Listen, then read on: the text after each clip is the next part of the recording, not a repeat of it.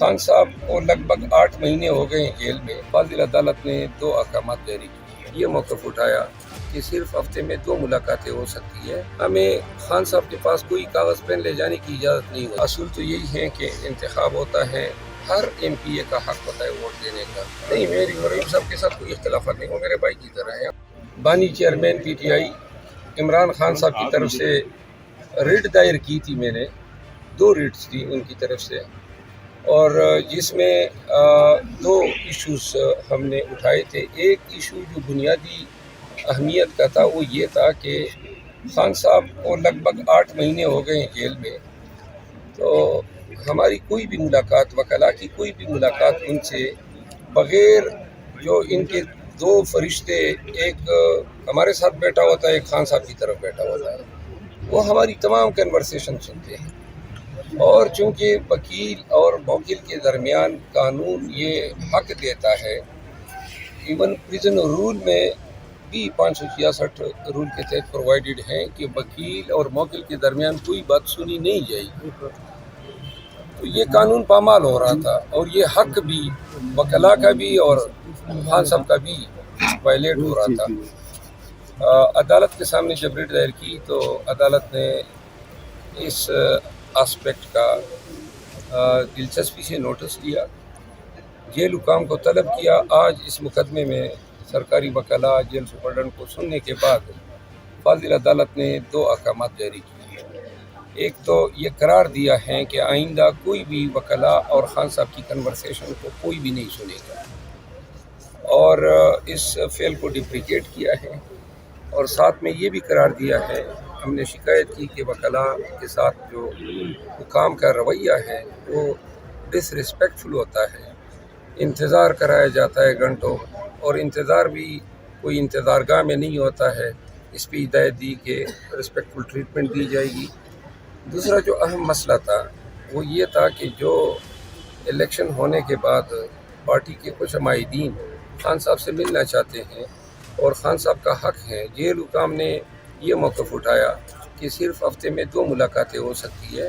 جج صاحب نے ان کی اس تشریح کو غلط قرار دیا اور یہ حکم دیا ہے کہ منڈے سے لے کر سیچرڈے تک ہر روز خان صاحب کی ملاقاتیں ہو سکتی ہیں، اور ساتھ میں جن افراد کی ملاقاتیں ڈیزائر کی گئی تھی ان کو ملاقات جلد فراہم کرنے کی ہدایت کی ہے۔ تو یہ 2 احکامات ہوئے ہیں، اس سے ہمیں ایک ذہنی کوفت ہوتی تھی، خان صاحب کے ساتھ ہماری کوئی بھی گفتگو جو ہے وہ کلاسیفائڈ نہیں ہو پاتی تھی۔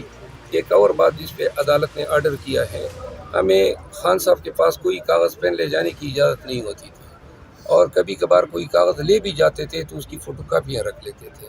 اس کی بھی عدالت نے اپنے حکم نامے میں سختی سے ممانعت کی ہے کہ وکلاء کوئی بھی کاغذات لے جائیں گے، ان کی کوئی کاپیاں نہیں بنیں گی، بے شک سرسری طور پہ دیکھ سکتے ہیں سرچ کے وقت، لیکن نہ ان کو پڑھا جائے گا اور نہ ان کاغذات کی کوئی نقول تیار کی جائے گی۔ ابھی تک یہ ہوتا آیا ہے کہ ہم جب بھی کوئی کاغذات لے کر جاتے ہیں وہ کاغذات ہم سے رکھ لیتے ہیں۔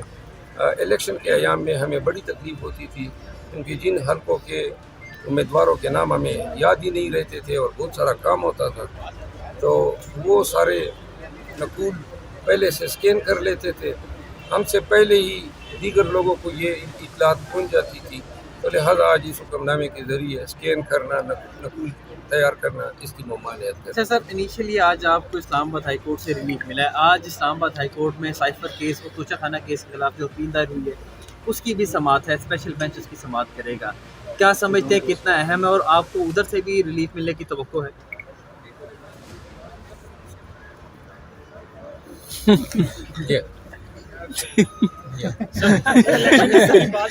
سزاؤں پہ کیس لگ رہے ہیں پہلی بار، اور نواز شریف صاحب کو بھی آتے 2 ہفتے میں یہاں سے ریلیف مل گیا، تو کمپیریزن تو ہے نا کہ عمران خان جیل سے باہر آتے کب دکھائی دے رہے ہیں کیسز کے؟ دیکھیے، یہ اپیلیں جو ہے انتہائی اہمیت کی حامل ہے، کیونکہ ان اپیلوں میں اگر آپ ان کو پڑھیں گے، جو ٹرائل ہوئے ہیں اور جن ٹرائل کے ذریعے انصاف کا مذاق اڑایا گیا، جس طریقے سے خان صاحب کو جو ہے صورت میں تمام قانونی تقاضوں کو پامال کرتے ہوئے سزائیں دی گئی ہے، اور اس عمل میں سزائیں حاصل کرنے کے لیے قانون کا کباڑہ کیا گیا، تو لہٰذا اپیلیں جو ہیں وہ بڑی اسٹرانگ ہیں، اور جو ٹرائل کورٹ کے جج صاحبان کی جو صورت ہیں، جو ان کی غلطیاں ہیں، فاش غلطیاں، اور وہ فاش غلطیاں بھی اس طرح نہیں ہے کہ کوئی قصدن نہیں ہوئی ہے. قصدن انہوں نے کنوکشن حاصل کرنی تھی، تو اس لیے نہ حق دفاع دیا، نہ حق جرح دیا، نہ 342 میں کوئی بیان سامنے رکھا گیا. تمام ٹرائل جو ہیں وائڈ ہوئے ہیں، تو لہٰذا ان اپیلوں کی قبولیت جو ہے وہ سامنے نظر آ رہی ہے.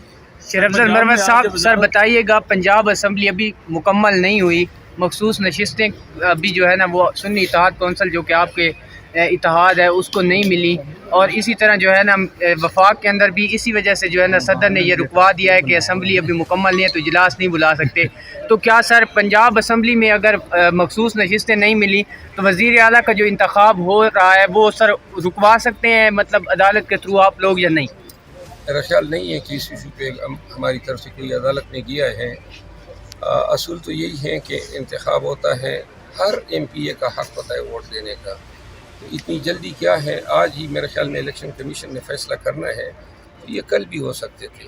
لیکن چونکہ اگر اس پوائنٹ پہ کل اسمبلی میں اس الیکشن کو چیلنج کیا جاتا ہے کہ وزیر اعلیٰ کے انتخاب میں چند ووٹر یا 10 یا 15 ووٹر اپنا حق رائے دہی استعمال نہیں کر سکے جو ان کا حق ہے، تو عدالت اس الیکشن کو شاید اس صورت میں وائڈ کر دے کہ یہ ان کا حق تھا. لیکن اگر فرق جو ہے ان ووٹوں سے زیادہ پڑتا ہے تو پھر امکان کم ہے. اچھا سر، اور آپ نے کہا کہ پاکستان کی تاریخ کا اہم ترین کیسز ہے، 80 نشستیں چھینی گئی ہیں. ابھی میں نے اسلام آباد ہائی کورٹ سے متعلق سوال کیا تو آپ کی معنی خیز مسکراہٹ تھی، خاموش تھی. تو جہاں جس طرح اس پہ آپ کا رد عمل ہے سپریم کورٹ والی پہ بھی اسی طرح سپریم کورٹ میں ہم توقع رکھتے ہیں کہ چونکہ انتہائی اہمیت کا مقدمہ ہے پاکستان کی آئینی، قانونی، سیاسی اور جمہوری تاریخ کا، تو میرا خیال یہ ہے کہ اگر فل کورٹ بنا دیا جائے اور اس مقدمے کی سماعت ہو جائے، کیونکہ پاکستانیوں کو، پاکستان کو جمہوری اقدار اور ویلیوز ریسٹور کرنے کی اشد ضرورت ہے.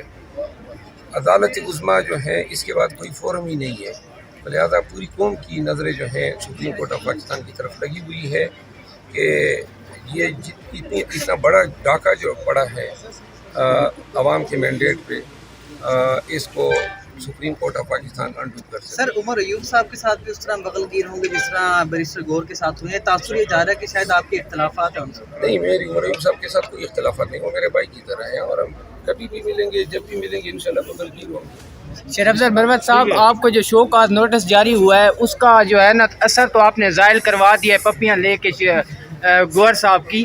اب اس کا کوئی آپ تحریری بھی، کیونکہ 2 دن کا ٹائم تھا، اس کا کوئی تحریری بھی آپ جاری کریں گے یا ان کو جمع کروائیں گے اپنا جواب، یا وہی پپیوں پہ ہی بس گزارا چل گیا؟ گزارا پپیوں پہ چلنا چاہیے. ویسے بھی قانونی ایک بات ہے، ہم تو اب سنی اتحاد کونسل کے ممبران ہیں، اور وہ جو شوکاز جاری ہوا ہے وہ تو پی ٹی آئی کے چیف آرگنائزر نے جاری کیا ہے، قانونی پوائنٹ بھی ہے. سر وہ کون ہے بندہ جو آپ کو ہر دوسرے دن شوکاز جاری کرا دیتا ہے، حالانکہ آپ کے بیرسٹر گور کے ساتھ بہت اچھا تعلقات ہے؟ دیکھو میرے مہربان کافی ہیں، لیکن ہمارے پارٹی کے اندرونی معاملات ہیں، یہ اونچ نیچ ہر پارٹی میں ہوتی ہے. اچھا سر، لاسٹلی یہ بتائیے گا، جس طرح مرکز میں آپ ایکٹیو نظر آئے ہیں، آپ کی قیادت ایکٹیو نظر آئی ہے، پنجاب میں اس طرح سے آپ نے چیلنج نہیں کیا، اسمبلی بھی اس طرح سے مریم نواز بآسانی جو ہے وہ اپنے نمبر گیم پوری کرنے میں ثابت ہوگی، آج بھی وزارت اعلیٰ کا غالباً حلف بھی اٹھا لیں گی، تیار ہو کے جا بھی رہی ہیں، تو اس طرح سے ریزسٹنس پنجاب میں کیوں نظر آئی؟ یہ پنجاب کی قیادت کو جواب دینا چاہیے، وہ ذمہ دار ہے اس کی. سر آپ سینئر نائب صدر تو ہیں نا وہ تو پارٹی ٹھیک کے. ہے نا، لیکن جو میرا کام مجھے دیا جاتا ہے میں اسی سے جواب دے سکتا ہوں. پورے ملک کی پی ٹی آئی کے معاملات کے لیے میں تو جواب دے نہیں. تھوڑی سی نہلی نظر آئی ہے ویسے آپ کو؟